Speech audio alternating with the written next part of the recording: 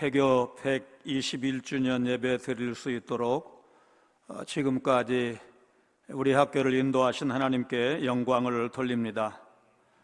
우리 대학은 1901년 마포 3열 선교사님 사택에서 시작이 되었습니다. 선교사님이 개척하신 평양 장대현 교회 장로이신 김종섭, 방기창 단 2명의 학생으로 평양 조선예수교 장로회 신학교로 출발했습니다. 사택에서 신학교를 시작을 했으니 계속 그렇게 학교를 운영할 수는 없었을 것입니다. 그러나 당시 한국교회는 신생교회로서 번듯한 건물을 지을 수 있는 재정적 역량이 없었습니다. 선교사님은 1908년 시카고의 맥코믹 여사에게 도움을 호소하는 편지를 보내십니다.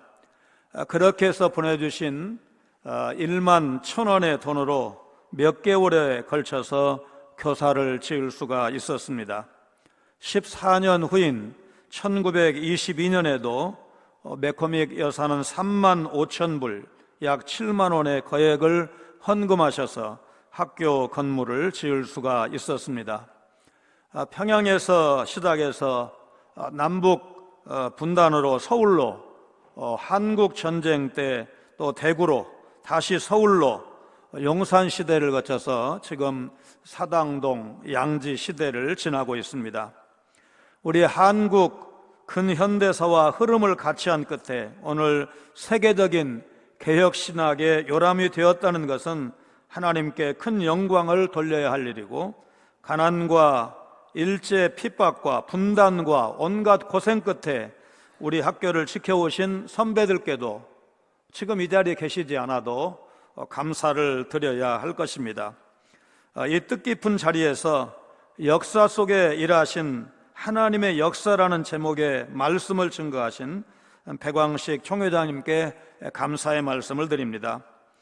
우리 학교에서 헌법과 교회 정치 등을 다년간 강의하신 총회장님께서 오늘 우리 학교의 과거와 현재를 적절하게 진단하신 것에 대해서 가슴 깊이 새길 시간이었다고 생각을 합니다.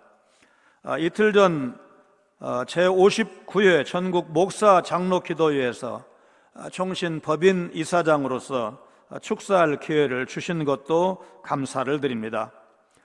무엇보다 지난 은혜로운 동행기도에 마무리하면서 학교에 대해서 지금까지 어느 회교도 하지 못한 통큰 지원을 결정해 주신 일에 대해서 법인을 대표해서 총회장님과 총회 임원회 그리고 협력하신 모든 교회 목사님과 성도님들께 깊은 감사를 드립니다. 이재서 총장님과 교수님, 직원, 원우 여러분, 대한민국의 121주년을 기념할 수 있는 학교가 많지 않습니다. 선교사님들이 세운 몇 개의 기독교 대학을 제외하면 제일 명문대학인 서울대학이 1946년 10월 15일 날 개교를 했으니까 금년에 76주년 아닙니까? 100년 넘는 학교 그렇게 많지 않습니다. 제가 심우하는 교회에서 어린이집 2곳과 유치원 1곳을 직접 세우거나 정읍시로부터 위탁받아서 운영하고 있습니다. 인증평가를 받을 때 심사위원들이 시골에 이렇게 시설을 잘했느냐, 그래서 거의 만점을 받아서 1등을 했습니다. 지금 자랑하려고 이 말씀을 드리는 게 아니고 금년에 한 반을 줄였습니다. 평가에서 1등을 해도 아이들이 없으니까 유치원을 줄일 수밖에 없는 그런 시대에 우리가 살고 있습니다. 정읍은 인구 10만 5천 정도의 소도시입니다. 고령화가 많이 진행되었습니다. 아이들은 적습니다. 이게 이제 정읍의 현실인데 이게 중도시로 대도시로 점점 확산될 것이 확실합니다.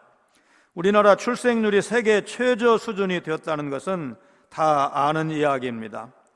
그런데 저희가 요양원도 운영을 하고 있는데, 요양원을 물론 이제 교회가 운영을 하니까 깨끗하게 운영합니다. 그런데 대기자가 많습니다. 우리 교인도 몇 개월을 기다려야, 몇 개월을 기다린다는 건 빈자리, 퇴원을 하시거나 혹은 돌아가시거나 이렇게 해야 그 자리를 들어갈 수 있을 만한 시대가 지금 그런 시대가 되었습니다. 이제 인구 전문가나 교육 전문가의 입이 아니라 일반인들도 대학의 위기를 말하고 있습니다. 저출산으로 인한 대학의 위기가 심각하다고 했는데 코로나를 2년 넘게 지나면서 그 시기가 몇 년을 뛰어넘어서 갑자기 우리 앞에 닥쳤습니다. 그러나 우리 학교가 생존이 목표일 수는 없습니다. 생존을 넘어서 지금까지 민족 복음화와 세계 선교를 위해서 쓰임받은 것처럼 하나님 나라를 이 땅에 이루어드리는 일에 지금까지 쓰임받은 것 이상으로 앞으로도 우리 학교가 쓰임받아야 합니다. 지난 목사장로의 기간 10일 밤에 국회의 평등법, 동성애 차별금지법 제정을 반대하는 성명서를 만장일치로 채택을 한 바가 있습니다. 여러분, 동성애에 대해서 이것이 성경이 뭐라고 말씀하시는지 가장 답변을 잘할 수 있는 신학교가 어느 학교겠습니까? 잘 모르십니까? 1번, 2번 해야 됩니까? 시대적인 흐름에 따라서 과학이, 문명이 발달하니까 우리가 비판 없이 따라가는 경우가 많이 있습니다. 배아복제가 옳은지 그른지 AI 시대를 말하고 있고 이미 우리 앞에 성큼 다가왔는데 과연 성경적으로 봤을 때 이것을 우리가 어떻게 봐야 하는지 그 성경적 대답을 가장 잘할 수 있는 신학교가 어느 학교겠습니까? 여러분, 우리 학교가 바로 한국교회를 지금까지 주도하는 신학교였는데 이런 일을 더 잘 감당할 수 있도록 우리 교수님들 지금도 총회 신학 정체성 선언위원회에서 핵심적인 역할을 하시는 것으로 알고 있는데 연구의 산물로 한국교회에 내놓아야 되고 여러분들은 바로 우리가 살아갈 목회할 시대가 정말 성경적인 답변이 절실히 요구되는 그런 시대라는 사실을 생각을 하면서 연구에 공부에 전념하시기를 바랍니다. 지금까지 하나님의 은혜로 우리 보수 신학을 넘어서 한국교회를 주도할 수 있는 역량 있는 지도자들을 많이 배출한 학교가 우리 학교입니다. 예를 들어서 교계신문사나 무슨 방송사나 이런 데서 한국교회를 주도하는 시민의 지도자, 또 한국교회를 선도하는 10개의 교회들 이런 식으로 만약에 선정을 한다면 가끔씩 하는데 여러분, 우리 학교 출신이 우리 학교가 여러분 그 자리를 절반 이상 압도적으로 차지할 수 있도록 사실 교육 목표를 그렇게 정할 수는 없지만 기본이 튼튼한 신학교육을 하고 경건 생활에 힘쓰다 보니 하나님께서 복 주셔서 총신대학이 한국신학계를 주도한다.